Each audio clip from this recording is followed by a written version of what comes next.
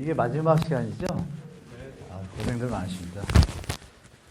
그래도 이 혼란한 시국에도 이렇게 스터디를 하시는 분들 보니까 존경스럽습니다. 일단 시간이 이렇게 많지 않으니까요. 일단 아침부터 몇 시부터 들으셨어요? 9시. 와, 체력이 안 되시는 쉽지 않은데, 그죠? 제 나이 또래 분이 계신가? 쉽지 않으실 것 같은데. 이렇게 스트레칭 좀 하셨나요? 네. 다 같이 한번 할까요? 제가 볼 때 너무 이렇게 팔 이렇게 하셔가지고 앞으로 쭉 뻗으시고 위로 쫙 한번 올리시고요. 그걸 한 3번 튕겨줘 보세요. 탁탁 자기 하는 데까지. 배 힘도 들어가시고. 그리고 이렇게 내려오시면 좀 나아요. 쫙. 한 번 더. 쭉쭉 올려더 주지. 좀 더 올라가죠, 아까보다. 좀 더 올라가죠. 어깨 이제 이렇게 쫙 푸시고. 다 같이. 자, 한번 이렇게 틀어줘 보세요. 허리 이렇게. 좌우로. 허리가 생명인데. 고생이 많으십니다. 자, 요점만 가겠습니다. 저는 다 프로필 다 있으니까요. 요점만 가서 여러분들이 필요로 하거나 또 질문이 있으시면 또 말씀 받을 텐데, 시간이 지금 10분인가요? 18분. 벌써 18분이요? 그러면 타이트하구나. 그럼 내용이 다 들어있으니까요. 제가 그 연락처나 이런 거 있으니까 메일이나 궁금하신 거 알려주시고 그냥 엑기스만 갈게요. 시간이 고생도 많이 하셨고 길게 해봤자 도움이 별로 안 되잖아요. 그죠? 그래서 최대한 요점은 그렇습니다. 2020년 시장 체크해 보시고 여러분들도 뭐 다 아시다시피 역대 최대 거래량 기록했습니다. 127만 호. 증여가 예년에 한 10만 건인데 한 37만 건이 돼서 한 27만 건이 정식적인 실질 수요가 아니라 투자 수요들이 이제 부모님들이 이제 자식한테 주면은 이제 2년 거주 요건이 강화가 돼가지고 자식이 받아서 직접 안 살더라도 주민등록 전입을 해놓고 2년이 지나면 세입자랑 뭐 부지불식 간에 이렇게 서로 통하고 나면 2년 뒤에 매도할 때 양도세가 이제 감면 대상이 되거든요. 그래서 많이 예년보다 많은 한 25만 채 정도가 증여가 됐어요. 서울에 이게 좀 집중되어 있습니다. 특히 그런 부분에서 좀 시장을 좀 보시고 정부 정책이 많이 바뀌었죠. 정부 정책이 효과가 계속 안 나타나고 있지 않습니까? 24번째까지. 그런데 거래량이 8월 달부터 줄기 시작했습니다. 서울 특히. 전체 거래가 늘었는데 시장에서 중요한 게 경기도는 급증을 했습니다. 127만 중에 비중이 많이 높아졌고 제가 데이터에 다 있는데 서울의 거래량 비중이 통상 거래량이 높을 때 많을 때 25% 차지하고요. 적을 때 20% 차지했는데 올해 127만 오면은 더 많이 차지할 것 같은데 그렇지 않았습니다. 13%밖에 차지를 못했어요. 그건 뭐냐면 가격 임계점 내지는 규제 정책으로 수요가 준 거죠. 어떤 수요? 투자 수요. 그리고 현재 시장 상황이 실질 수요자만 접근하기 쉬운 시장이에요. 시장 자체가. 풍선 효과는 언론에 많이 나오지만 요점은 다 저가주택입니다. 주로 7, 80%가 1억, 2억짜리가 전세 대출이 되잖아요. 그러니까 전세 대출을 끼고 그동안 가격이 안 올랐던 이 투자팀들이 분석을 잘하거든요. 부동산 투자하시는 분들이. 여러분도 아시다시피 증권에 계시던 분, 변호사분들까지 다 투입돼가지고 지금 부동산에 다 들어왔잖아요. 변호사분들이 갭 투자 설명하는 거 많이 보셨을 거예요. 유튜브로. 그리고 대학생들도 동호회가 생겼습니다. 그러면 우리가 하나 느낄 건 뭐냐면 예전에 대공황 터질 때 구두 닦기가 주식을 하면 버블 터질 징조라는 뭐 하인리의 법칙 뭐 이런 거 있지 않습니까? 그래서 끝까지 왔다라는 느낌이 좀 들어요. 저는 개인적으로. 결정적인 게 여러분들 영끌 얘기 많이 들으셨잖아요. 그럼 영끌에서 연령대가 자꾸 내려옵니다. 30대 영끌 이렇게 하다가 한 6, 7개월 전부터는 작년도 5월, 6월이죠. 막 피크 터질 때, 영끌 터질 때. 그때는 20대라는 단어가 이제 등장을 하죠. 등장을 하고 2030 영끌이에요, 지금은. 자, 그 다음은요, 그럼. 그럼 1020 영끌로 갈 수는 없잖아요. 아니면 주택 가격이 더 올라가주는 확실한 신호가 있든지 그런 것들을 보셔야 되는데 팩트들을 제가 보는 팩트상으로 봤을 때 저는 사실 2015년도에 한번 버블이 조정될 줄 알았어요. 개인적으로. 지방은 조정이 됐는데 서울은 조정이 안 됐더라고요. 안 된 이유는 이제 우리 박근혜 대통령께서 강력하게 비투를 하는 환경을 만들어줬죠. 그리고 돈은 그쪽으로 쏠릴 수 있고 유동성까지 저금리 때문에 또 가세하니까 서울 집값이 강세를 보일 수밖에 없습니다. 그 현상이 그럼 언제까지 지속될 것인가를 봤을 때 서울이 올해 서울이 아니라 대한민국이 지금 글로벌 세븐 뭐 국민 1인당 소득 찍었잖아요. 뉴스에 엊그제. 근데 거기 국민 1인당으로 들어가면 한 27등 합니다. 실제로는. 그런 부분들 다 같이 보셔야 되고 그림으로 볼게요. 말보다 또 그림도 빠르니까. 자, 핵심만 말씀드리겠습니다. 부동산이 계속 증가하려면 이 원칙이 기본입니다. 경제 성장 좋아지고 인구 늘고 소득 분배 잘 될 때 그때가 주택 가격이 오를 수 있는 최고의 펀더멘탈을 유지하겠죠. 대한민국 현재 이 세 가지 요소 중에 경제 성장만 좀 딴 나라에 비해서 우월성을 보이지 나머지는 좀 약합니다. 그러면 이것이 언젠가는 접점을 맞이할 텐데 그 시기가 저는 다가오고 있다고 느낀 사람이고요. 소득 증가가 조금씩 늘어나고 있지만 아시는 바와 같이 그 가처분 소득이 증가하는 건 아니거든요.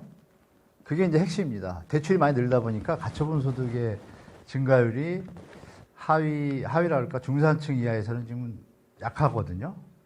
엔겔 지수, 진위 계수 이런 것들 다 올라가고 있고 여러분들이 아시는 혹시 피케티 21세기 자본론 읽어보시면 아시겠지만 피케티 지수라고 있습니다. 피케티 지수가 워낙 정확하니까 한국은행에서 7년 전부터 발표를 하고 있습니다.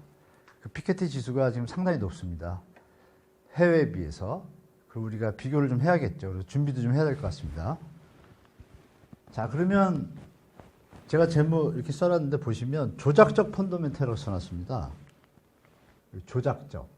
이게 뭐냐면 말씀드린 기본적인 펀더멘탈이 아니고 시장에서 통화정책이나 재정정책, 거래정책, 규제정책을 통해 가지고 시장을 활성화하거나 또 좀 안정화하거나 이런 것을 번갈아 가면서 정부들이 이어오잖아요. 오는데 이제 그동안은 이런 현상들이 벌어졌죠. 저금리가 제일 핵심입니다.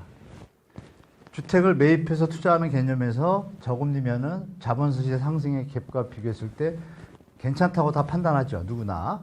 그동안의 역사를 봤을 때. 게다가 우리 대한민국은 전세보증금이라는 특별한 레버리지를 활용할 수 있지 않습니까? 그런 부분이 이제 뭉쳐진 거죠. 그래서, 그리고 아까 말씀드린 그 정부의 제가 이렇게 투자 투기 세력 언론 이렇게 써놨는데요. 지금 제가 지금 볼 때 이게 피크입니다. 시점이. 언제까지였냐면 작년 12월까지요.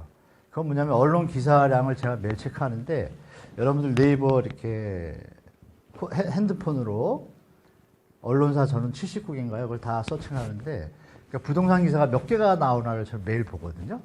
그러면 작년 초부터 10월 달까지는 79개 언론사 중에 한 많을 땐 80%, 적을 땐 50% 정도 계속 떴습니다. 그것도 조금 자극적인 언어들이죠. 계속 올라, 정책 실패, 영끌, 벼락거리 이런 것들입니다. 주로. 그리고 신고가. 이게 계속 유지해 왔는데 조금 신호가 바뀌기 시작했습니다. 12월, 11월 들어서면서요. 기사량이 많이 줄었습니다. 상당히 많이 줄었어요. 그 얘기는 뭐냐면은 신고가의 어떤 내용들이 좀 약해지기 시작했고 거래량이 안 받쳐주니까 백데이터나 조금 시장을 리딩할 수 있는 기사거리를 쓸 수 있는 게 좀 줄어든 거예요. 소스 자체가. 그리고 127만 건 거래라는 건 대대적인 기사임에도 불구하고 정치가 너무 혼란스럽잖아요. 그래서 예전에는 정치가 혼란스러워도 부동산 기사가 받쳐줬는데 기자분들이나 데스크라 그러죠. 언론사의 데스크들이 조정을 하지 않습니까? 기사량이 많이 줄었어요. 여러분도 한번 보십시오. 자기가 보는 것만 보면 그 기사가 전부인 것 같은데 79개 100개사 언론사에서 부동산 기사가 몇 개가 떴나 이렇게 쭉 보시면 흐름을 좀 알 수 있잖아요. 그게 좀 줄고 있다는 걸 좀 체크해 주시고 그리고 선수들은 지금 다 거의 다 빠져나가고 있습니다. 그리고 대한민국 국민이 거의 부동산 전문가거든요. 제 딸이 27인데 3년 전에 취직할 때는 부동산을 잘 몰랐습니다. 근데 제가 제 딸인데도 저는 부동산 얘기를 안 하는데 저보다 아주 그 핵심 요소들을 잘 알아서 저한테 묻더라고요. 어떻게 알았냐고 물어보니까 직장에서 그동안 1, 2년 동안 점심시간마다 그 부동산 얘기를 한답니다. 90%가. 그럼 대리님이 집을 사서 성공했다 이런 얘기부터 그 얘기 중에 요즘 들어서 갭 투자 뒤늦게 하신 분도 있을 거 아니에요. 대리나 뭐 과장님이. 그분들이 가끔 고민을 하고 있다는 얘기를 듣는 됩니다. 그 시점이 좀 온 거죠. 그런 부분을 이제 시장에서 같이 봐주시면 좋을 것 같고, 수요 공급에 미스매치가 있습니다. 그죠? 집이라는 게 뭐, 김현미 장관 얘기했지만 뭐, 빵, 뭐 이런 얘기 좀 실현을 하셨는데, 공산품처럼 이렇게 바로 나오는 게 아니지 않습니까? 그 정부가 발표를 한 그 117만 호 공급 계획이 2024년부터 5년이면 입주가 됩니다, 사실. 그 신호가 크거든요. 우리가 노태우 정부 때 이 부분만 말씀드릴게요. 노태우 정부 때 200만 호 공급 계획을 발표하지 않았습니까? 그때 전국에 200만 호였고 서울 수도권에는 80만 호 공급이었습니다. 80만. 1기 신도시가 6만, 8만 막 이래가지고 한 30만, 40만 되고 나머지 이제 택지지구라고 그러죠. 미니 신도시라고 부르는 그런 것들이 다 합해서 80만이었거든요. 근데 정책 효과는 뛰어났죠. 왜냐하면 그때는 약간의 군부 속성이 있다 보니까 지금처럼 뭐 토지 보상하는데 오래 걸리지도 않았어요. 택지개발촉진법으로 그냥 수용, 나쁘게 그냥 몰수하면 되니까요. 그냥 나가. 이러니까 진도가 좀 빨리 나갔죠. 지금은 좀 느리죠. 보상 과정과 민주주의가 많이 자리 잡히다 보니까 시간이 좀 더 걸립니다. 그래서 2기 신도시에서는 많이 걸렸고 3기 신도시는 얼마 전에 발표한 언론 기사가 있죠. 패스트 트랙을 쓰겠다고. 아마 며칠 됐어요. 그 기사가 좀 유의해서 보셔야 됩니다. 토지 보상하고 지구 지정하고 시간이 좀 많이 걸려요, 원래. 많이 걸리는데 제가 신도시 3기 신도시의 지원 단장을 다 뽑았는데 그때 뽑을 때 기준이 뭐였냐면 주민과 토지 보상 협의를 했던 경험자들 다 뽑았어요. 그건 뭐냐면 정부가 좀 신속하게 공급 쪽으로 가겠다라는 의지겠죠. 그럼 예년보다 좀 빨라진다고 봐요. 그래서 그 부분이 좀 생각해 보셔야 되고, 그럼에도 불구하고 서울 시내 자체에는 암만 공급 계획을 발표해도 지금 대다수의 어떤 주택 구매 가능하신 분들의 선호하는 아파트 공급량은 한정되어 있습니다. 그죠? 그래서 일시적으로 심리적인 불안까지 겹치니까 가세에서 이렇게 됐는데, 투자 수요, 투기 수요를 딱 근절하고 나니까 거래량이 급감을 하거든요, 아파트가. 그거에 대해서 여러분들이 체크를 하셔야 되는데 언론에 거의 안 나옵니다. 오늘 제가 보여드릴게요. 팩트만 제가 조사한 거 드리니까. 그래서 방송을 나가면 제가 언론사들한테 부탁을 합니다.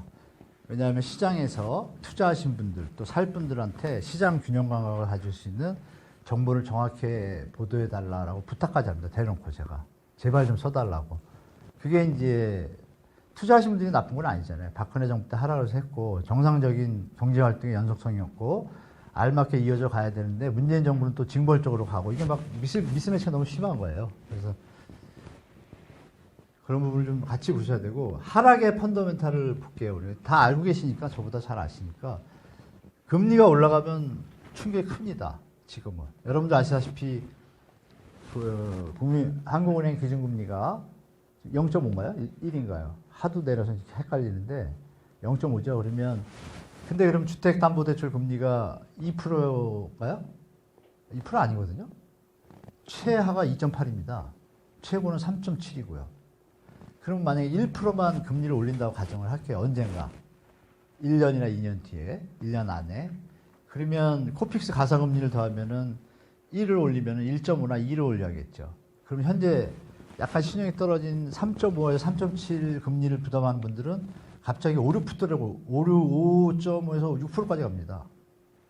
충격이 분명히 있을 거예요. 그래서 그런 부분도 좀 체크해 보셔야 될 것 같고, 그러니까 글로벌 뭐 시장에 대해서 많이 들으셨잖아요. 그 체크를 하셔야 됩니다. 글로벌이 조금 오른 것 같다 그러면 시차는 있겠지만 대한민국 부동산에 분명히 영향이 오거든요.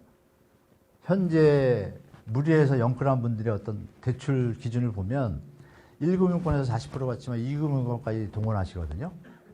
2금융권은 아직까지는 70%, 80%까지 해줍니다. 금리가 좀 세죠.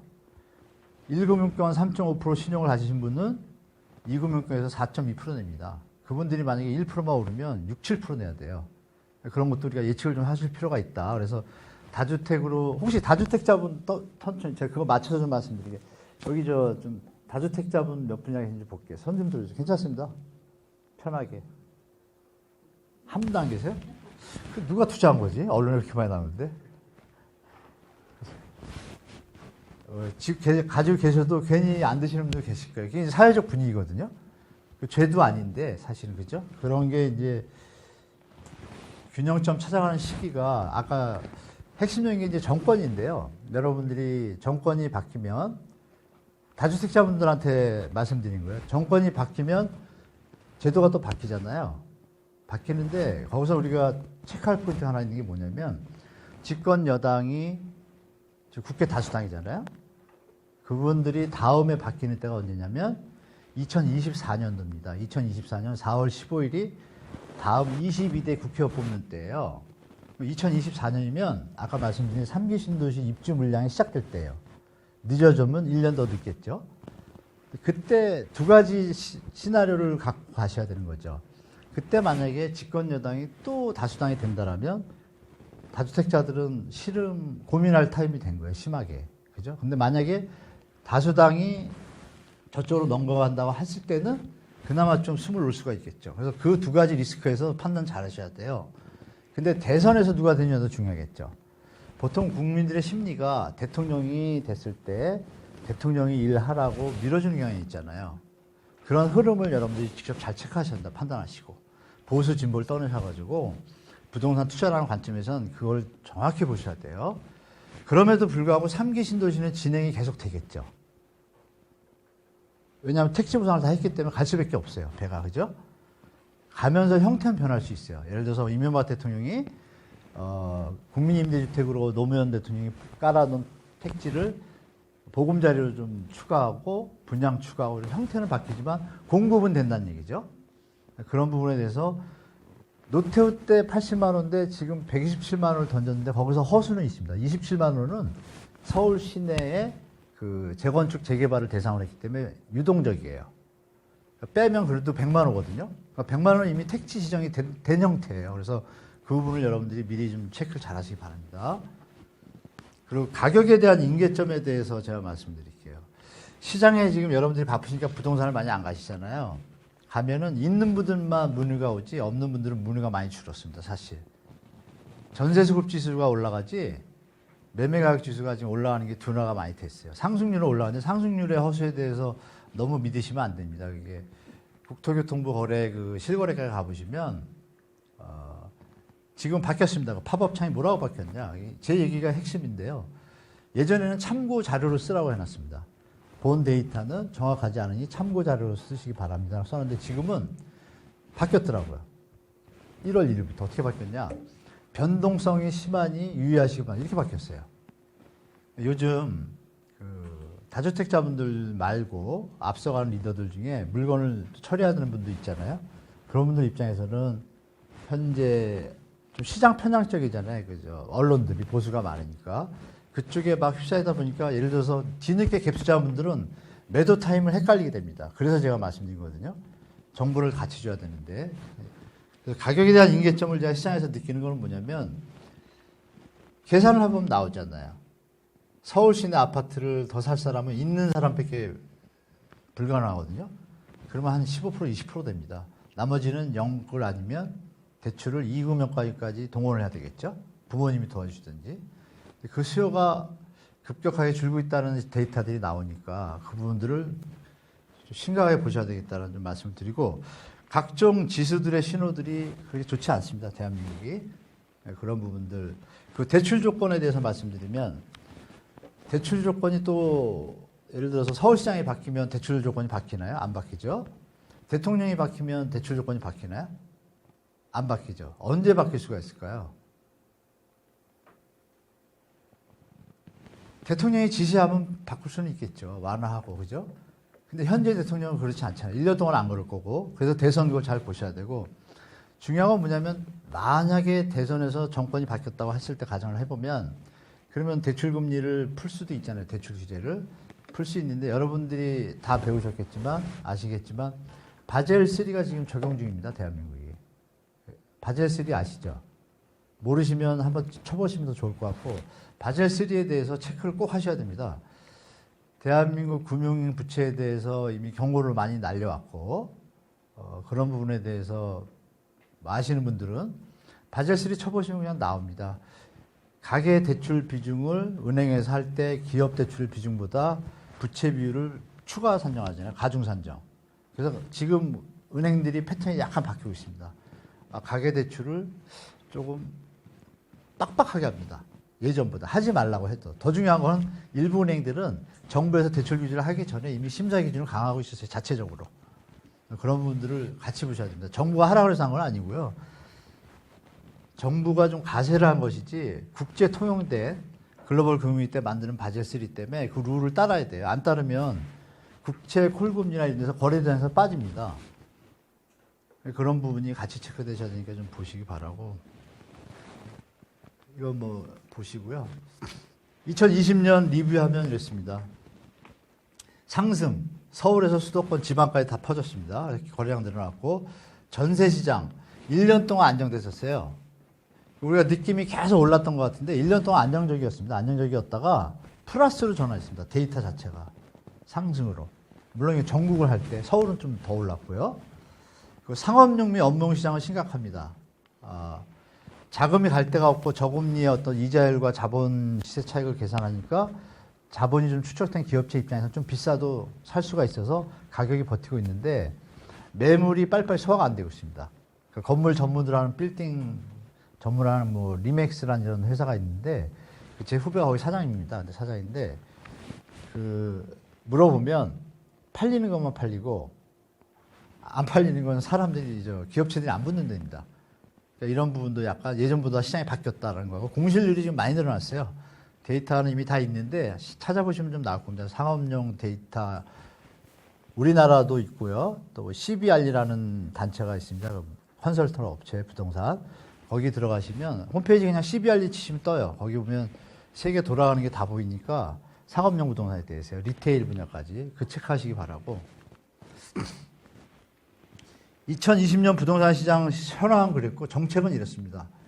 공급 확대, 대출 축소, 세제 강화, 거래 규제. 이 효과들은 보통 6개월에서 1년 뒤면 나타나는데 현재 문재인 정부에서 아직까지 잘 안 나타나고 있습니다. 나타났다 다시 오르고 다시 오르고 이랬죠. 근데 이제 지금 정리가 다 됐습니다. 더 이상 할 게 없어요.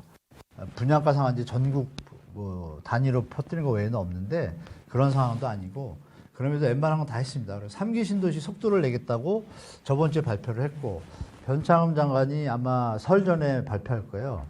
역세권에 전부 하는 게 아니라 서울 320개 역세권 중에 환승역이 있는 곳에 대해서 고밀 개발. 현재 그쪽 지역이 160%에서 200%로 묶여 있습니다. 용적률이. 그걸 700%까지 올리는 법안이 16일 날 통과됐습니다. 국무회의를 통과해서 700%면 어마어마한 양이거든요. 그 양에 발표할 때 제가 좀 주목되는데 그 양을 얼마나 정부에서 강력하게 밀어내냐에 따라서 시장이 급변할 수도 있습니다. 말이 700%지 집 어마어마한 양이거든요. 그러니까 정부가 아마 그래서 말을 이렇게 하더라고요.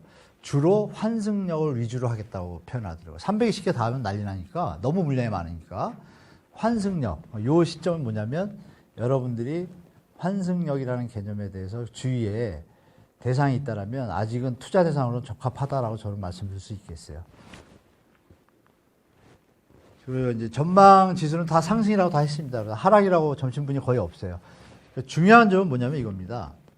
2023년 위험 전제 및 하락. 이게 무슨 뜻이냐면 전문가 시장 데이터들이 그 데이터를 제가 가져올래도 안 가져왔는데 별로 맞춰본 적이 별로 없습니다. 전문가들이. 잘 보시면 한 10년을 보면 조금 틀립니다. 그걸 하면 좀 제가 만들었다가 명예훼손 될까봐 안 하고 그냥 넘어왔는데요. 그분들조차도 다 아시는 뭐 권대중, 또 안명숙, 또 김규정 이런 많이 텔레비에 나오는 분들 있잖아요. 전문가분들, 심기원 교수님 다 저랑 잘 친해요. 근데 만나서 하면 공통적인 얘기가 있습니다. 왜 이렇게 오르는지 모르겠다는 얘기도 사석에서 나옵니다. 전문가들조차. 그리고 작년에 기억하시지만 5월, 6월, 7월에 급등할 때 제 주위의 사람들이 이거 왜 오르지 그런 사람이 더 많습니다. 그런 부분들이 우리가 좀 체크해 볼 필요가 있다고 판단하고, 그럼에도 서울은 특수한 수요가 분명히 존재합니다. 강남은 특히. 그거는 이제, 그럼에도 불구하고 핵심은 이겁니다. 2023년에는 그때는 못 버틸 것 같다는 게 중론입니다. 올해 상승을 예언하신 분들도 2023년에는 조심해라, 하락으로 갈 거라는 얘기가 중론입니다. 그래서 저는 사실 올해 하반기부터 그럴 수도 있다라고 얘기하는 사람이고요. 약간 올라갈 상승 요인이 유동성 외에는 없거든요. 저금리밖에 지금. 그래서 제가 보는 건 그렇습니다. 거래량 추이 이렇게 급하게 바뀌었고요. 그림 뭐 맨날 보는 그림이죠. 쫙쫙 올라오고 있습니다. 정책이고 집에 가서 한번 보시면 되고요. 자, 이렇게 여러 가지 정책들을 쭉 펼쳤는데요. 아까 제가 정책이 다 좀 마무리됐다 그랬잖아요. 세제고 뭐고 다 이런 것들. 그러면 집권 여당이 다수당이니까 그거 바꾸기 힘듭니다. 앞으로 4년 동안은. 그러니까 만약에 다주택자분이시면 다주택자를 4년 동안은 내 자산관리 포트폴리오상 전혀 문제가 없다고 판단할 때 가져가시고, 공시가격이 올라가는 게 15억 이상 가지신 분들 주의하셔야 돼요. 급하게 올라갑니다. 2배, 3배 올라갑니다. 내는 돈이. 4천 내던 분이 8천 내게 돼요.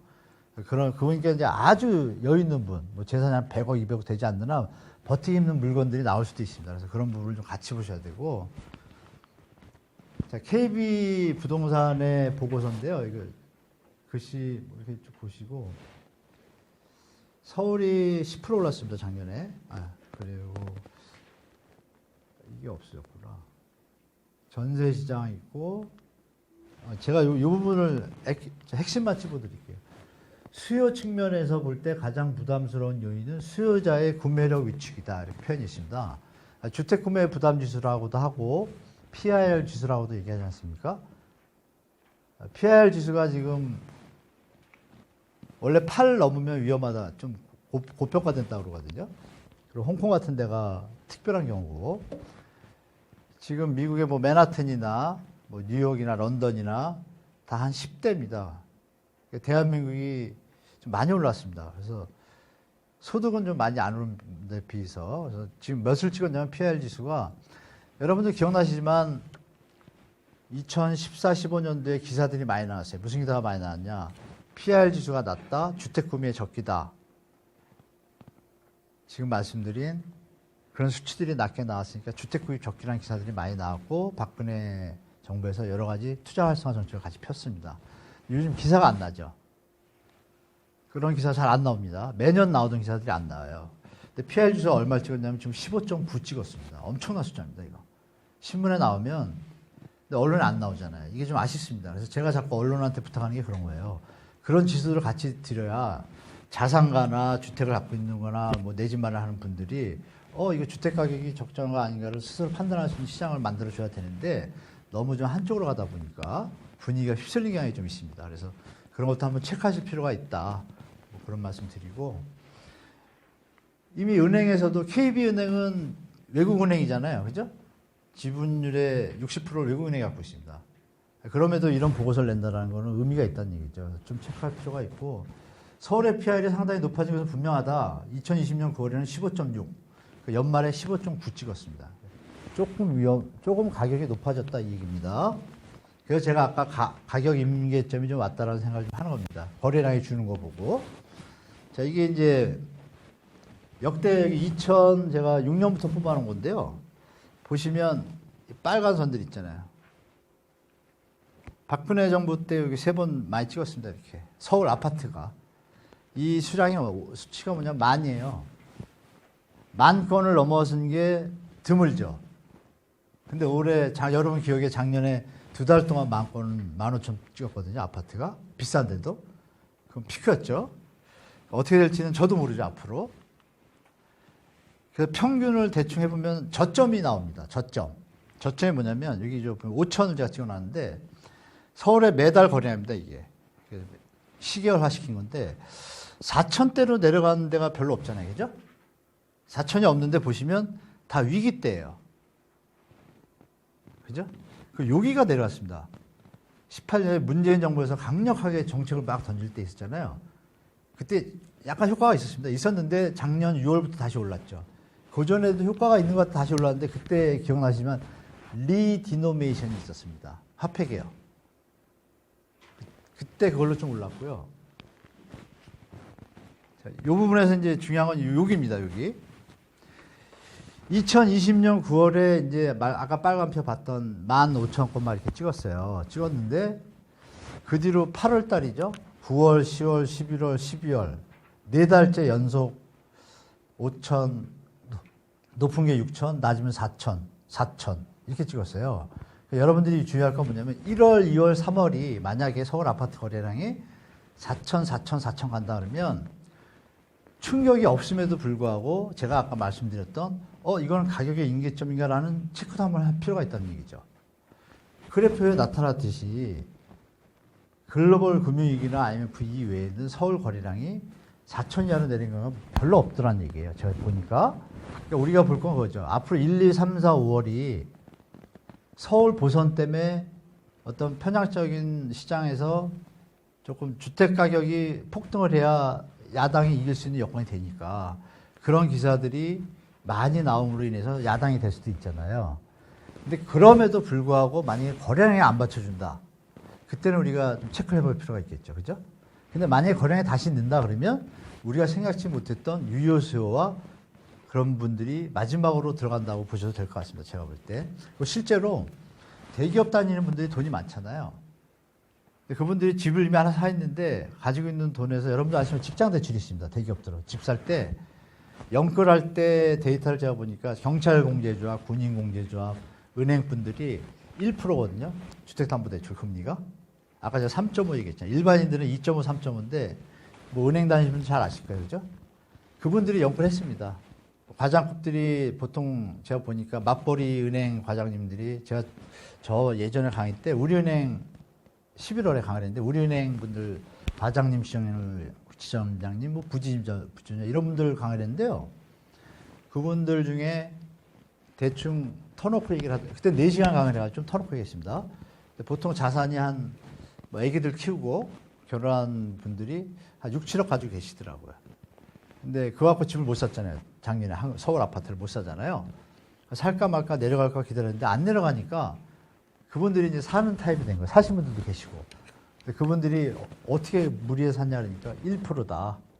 1% 맞더라고요. 그래서 국민공제조합에 제가 또 운영본부장 알아서 전화를 했죠. 너희는 몇 프로 해주냐? 거기도 1%입니다. 군인 장교들 그런 분들. 또 경찰도 마찬가지고. 그런 부분들이 좀 많이 가세했습니다. 집값이 불안하니까. 근데 그럼 나머지 분들은 어떨까요? 여러 개 좀 한계가 있을 수도 있잖아요. 그죠? 그리고 런던, 뭐 뉴욕 할 거 없이 임차인이 다 60에서 50%입니다. 그죠? 선진국이 되고 여러 가지 정책을 썼어도. 그러면 거기에는 분명히 어느 한계점에서 수요에서 매매 수요로 전환하기 힘든 수요층이 존재한다는 거죠. 그런 부분을 우리가 같이 좀 데드크로스 타임을 좀 봐야 될 것 같아요. 자, 그림 보시고 연도별 거래량입니다. 여기 보시면 흐름이 비슷하죠. 여기 양극화할 때 빼고 거의 맞춰주는데 이거 선이 약간 못 받칩니다. 서울이. 그게 나타납니다. 여기 보시면 흐름에서 제가 아까 경기도 얘기 드렸잖아요. 경기도가 많이 올랐습니다. 그럼 그건 뭐냐면 서울의 가격이 부담돼서 경기도로 많이 나간 거죠. 이런 부분에서 서울은 생각보다 많이 늘지 못한 거예요. 그래서 이런 부분이 가격인계점이라는 단어를 제가 그래서 드리는 거고. 유형별 주택 거래량입니다. 여러분들 기사에서 다세대 다주택도 뭐 영끌 이런 기사 보셨잖아요. 근데 거기에 핵심이 뭐냐? 둘 다 거래량은 급감을 했는데 아파트 거래량이 더 급감을 해가지고 다세대 거래량이 조금 올랐는데 그게 역전이 된 거예요. 이렇게 업크로스가 된 거예요. 그걸 기사를 그렇게 쓰면 안 되겠죠. 크로스는 났는데 둘 다 거래량이 감소하고 있다는 걸 써줘야 시장에서 판단하겠죠. 혹시 모르시는 분 계실까 봐 제가 말씀드린 겁니다. 팩트로. 신문에 안 납니다. 왜? 안 내죠. 그런 부분도 여러분들이 미리 좀 체크하시고. 자, 그림을 좀, 그래프는 뭐 통계하신 분은 아시겠지만 그래프는 뭐 옆으로 하면 조금 충격이 들었는데 더 나타날 수 있는 한계가 있어서 작년 3월부터 그림이거든요. 지금 그림이 이제 꺾였습니다. 확실히. 그건 확실하고. 그래서 뭐 이건 다 넘어가고. 지금 몇 시 됐습니까? 50분. 50분이에요? 쭉 가겠습니다. 다 보시고요. 뭐 볼 거 없고. 요거. 자, 서울시장 보궐선거에서 여당 당선 시에는 부동산의 하방 요인이 되겠죠. 서울시장이 만약에 그대로 가니까 정부하고 공조를 할 것이고 변창흠 장에 나타난 공공재개발 재건축 활성화, 역세권 고밀 개발이 탄력을 더 받게 되겠죠. 서울시장이 만약에 여당이 되면 그러면 공급이 는다라는 신호니까 공급이 늘 지역에 투자할 수 있는 여건은 되지만 전체 기존의 주택시장은 하방 요인이 됩니다. 그렇겠죠? 이제 매도 타임을 이제 측정하셔야죠. 다주택자들은. 주택 가격 안정에 아마 총력을 기울일 겁니다. 왜냐하면 대선을 대비해서. 그죠? 그래서 그 부분은 여당이 됐을 때는 그럴 것이고, 제가 여기 보시면 고밀도 개발로 인한 국지적 상승은 무조건 발생할 것이다. 그럼에도. 자, 보유세 강화, 취득세 강화, 양도세 강화와 다주택자의 힘겨루기가 지금 유지되고 있거든요. 근데 아까 말씀드린 선거에서의 그래프를 체크하시면 답이 나옵니다. 다주택자 입장에서. 만약에 서울시장도 되고 대선도 되면 그때는 매도를 하셔야 됩니다. 제가 볼 때. 그게 매도하셨다가 조정기 거치고 나서 다시 투자하시는 게 저는 좋다고 봅니다. 4년 후 집권당이 바뀔 확률에 대한 철저한 관심 필요. 만일 4년 후 다수당이 현 집권당일 경우는 다주택자가 좀 버티기 힘들다고 저는 봅니다. 자, 임대주택 자동 말소 이 부분에 대해서 물량이 지금 안 나오잖아요. 임대사업자들이 물량이 나온다는데 안 나오는 이유는 4년 임대사업자들이 여기 물량이 꽤 됩니다. 보시면 4만 5천, 4만 3천 매년 나오는 게 10만 정도 되고 여기도 한 8만 되고 주로 아파트입니다. 근데 왜 안 나오냐면 4년 만료가 되고 5년 이내까지는 중과를 안 맞아요. 그러면 작년부터 만료가 됐거든요. 여기 보시면 2020년 8월부터 한 3만 개씩 나오시 하는데 그러면 2024년 5년을 꼭 지니까 그때 팔면 양도세 중과니까 3, 4년에 파실 계획을 가지겠죠. 지금은 안 팔고 가지고 계신데 임대사업자로 폐지가 됐잖아요. 제도가. 그분들이 팔 타임을 어느 시기로 정하냐가 이런 아까 말씀드린 변수하고 만나는 점이 나타나면 시장이 급변할 수도 있으니까 체크할 필요가 분명히 있다. 중요한 부분이다. 말씀드리고. 자, 여기서 이제 길게 시계열로 보면요. 여기 보시면 박근혜 정부에서 그 택지 공급이 적었습니다. 택지 공급. 그러니까 미우나 고우나 정부는 여당이나 야당이나 국민들을 위해서 아파트에 대한 수요가 있으면 계속 택지를 공급했어야 되는데 박근혜 정부 때 약간 제 개인적으로 볼 때 너무 치우치게 좀 있는 자들이 더 벌 수 있는 환경을 만들어줬습니다. 그건 당연히 가능한데 없는 자들도 같이 갔어야 되는데 좀 양극화가 벌어지는 현상이 벌어진 이유는 집을 공급을 안 했습니다. 이렇게 땅을. 이게 2018, 19년, 20년에 집이 없잖아요. 나오는 집이. 공급을 미리 했어요. 왜냐하면 지금도 보시면 문재인 정부가 2018년에 발표했지만 집이 없잖아요. 발표해야 5년 뒤에 나오거든요. 근데 5년 전에 한 게 없으니까 당연히 집이 없죠. 그래서 지금 상황은 공급이 수요를 못 따라가는 상황입니다. 그 와중에 저금리까지 겹치니까 서울의 급등은 피할 수 없는 길이었고, 그러면 이제 이게 어디까지 가는가를 체크하셔야겠죠? 그럼 그 다음에 이제 늘기 시작하죠, 이렇게. 이게 이제 문재인 정부에서 갑자기 택지 물량이 늘어납니다. 그것도 인구 감소 때문에 정부에서 조심조심 조마하면서 이렇게 못하고 한 3분의 1밖에 안 했습니다. 근데 중요한 건 그 3분의 1이 다 서울 수도권, 지방이 아니죠. 예전에 그 많은 양이 서울 수도권을 비롯해서 전국적이었던 거고, 이기 신도시 때. 그래서 요 물량들이 그럼 입주하는 시점은 어떻게 될까요, 시장이? 매번 그래왔습니다. 요게 입주하는 시점이 이때는, 여기 보면 11, 12, 13, 14 이때도 마찬가지고요. 90년대하고 이쪽도 가라고. 이런 흐름을 택지 지정에 대해서 5년 플러스 딱 하시면 계산이 나오실 것 같고요. 서울시에서 지금 물량이 올해 적습니다. 올해가 지금 피크를 더 갈 수도 있습니다. 강세, 올해. 물량이 일단 적습니다. 38,000밖에 안 돼요. 근데 22년, 23년에 좀 많습니다. 여러분 다니다 보면 서울시 내 짓고 있는 거 지금 많이 있거든요. 내년 1년 정도 뒤에 나올 게 좀 많습니다. 물량이. 판 것도 많고. 요 시대 때 좀 많이 나오겠죠. 이거 좀 체크해 줄 필요가 있고.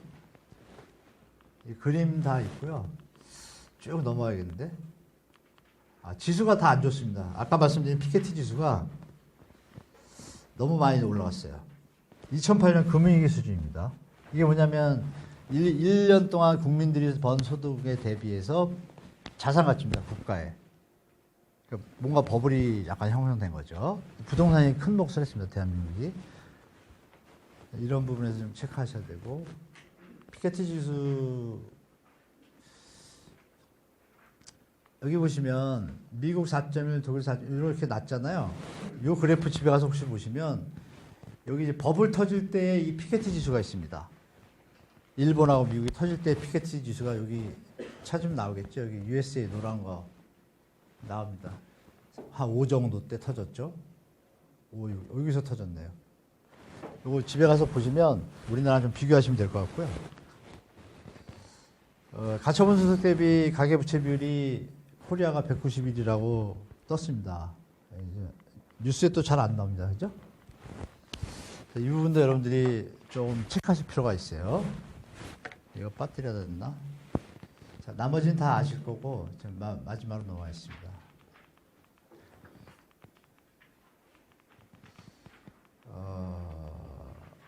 이거죠. 인구 감소 심각하다는 걸 말씀드릴게요. 보시면, 이게 여러분들한테 보이려고 그저께, 저번 주? 목요일 날 만든 그래프인데요. 100만이었습니다, 100만. 이게 핀이 없어졌어. 100만까지 찍었던 게 1970년입니다. 지금 20만입니다. 27만. 그럼 30년, 50년 사이에 급변한다는 걸 좀 예측하시고, 크로스가 일어났죠. 다행인 건 이제 외국인이 좀 많이 들어오고 있습니다. 그래서 그런 부분 같이 보시고, 이 그림은 이미 정부는 다 알고 있고, 서울의 인구가 2030년에는 이미 줄어서 1000만 도시가 지금 아니잖아요. 한 980만 되지 않습니까? 그럼에도 불구하고 유효선을 분명히 존재합니다. 강남이나 아파트에 대한 수요는. 자, 대학생 수가 급감했죠. 제가 말씀드렸지만 심각하게 급감했습니다. 그래서 초등학교 폐교는 뭐 다 아시는 내용이고, 그죠? 환기시켜야 됩니다. 흐름 자체를, 대한민국에. 초등학교 뭐 학생 수가 급감을 하고 있고, 그림 보시면 이게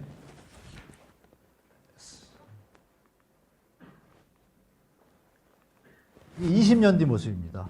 차이가 많습니다, 여러분.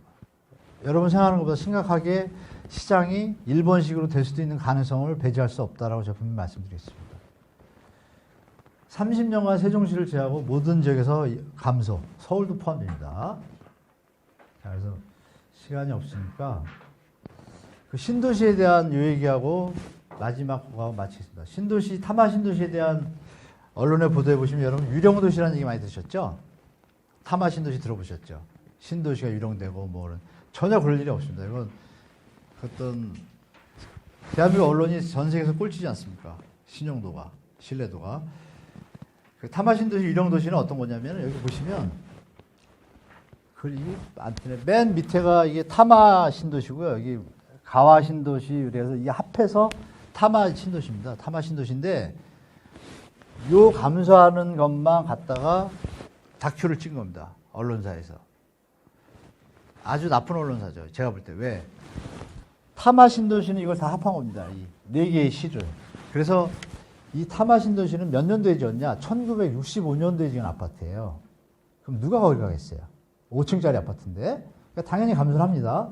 그러나 일본의 신도시 계획에서 타마 신도시는 이 5개 현을 합한 건데 나머지는 계속 분양 중이에요. 지금도. 그러니까 전체 인구를 보면 어떻게 돼? 이게 끝선인데 계속 증가하고 있죠. 그런데 언론은 요거 감소하는 1965년 아파트 지역만 데려다가 유령도시라고 하면서 신도시 지으면 안 된다 그랬죠. 누가 그랬을까요?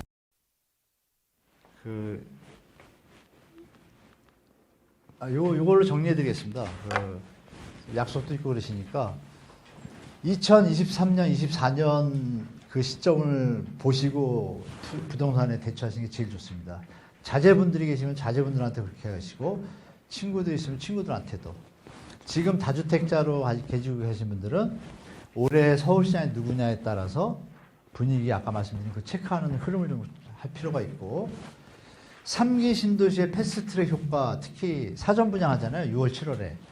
그때 분위기를 잘 감지하셔야 됩니다. 다주택자들은. 그때 만약에 분위기가 갑자기 거래량이 안 받쳐주고 그쪽 분위기가 넘어가잖아요. 그럼 다주택자분들은 이제 매도 시기를 고민하셔야 되고 무주택자분들이나 사실분들은 어떻게 바뀌냐. 시장의 흐름이 바뀌는 거예요, 이제. 우리는 일본식처럼 버블이 될 일은 없습니다. 왜? 갑자기 금리를 급하게 올릴 경제 환경이 안 되거든요. 갑자기 금리 올리면 무너질 기업이 너무 많아요. 그러니까 완만하게 올릴 수밖에 없습니다. 그래서 급격하게 경착륙은 없지만 하방 압력이 장기간 될 수도 있다. 체크해 주시고, 정치 변수 말씀드린 보궐선거, 대선, 2024년 국회의원 선거. 국회의원이 안 바뀌면, 집권당이 안 바뀌면 제도는 안 바뀝니다. 그죠? 행여나 뭐 정권이 바뀌면 이렇게 정권만 보다가 시간 놓치면 아픔의 4년을 또 버텨야 되니까 안 되시고, 만약에 이게 되면 무주택자 입장에서 좋은 거죠. 아, 이제 뭐 매물을 내놓을 수밖에 없구나. 종부세, 보유세 그 부담 크거든요.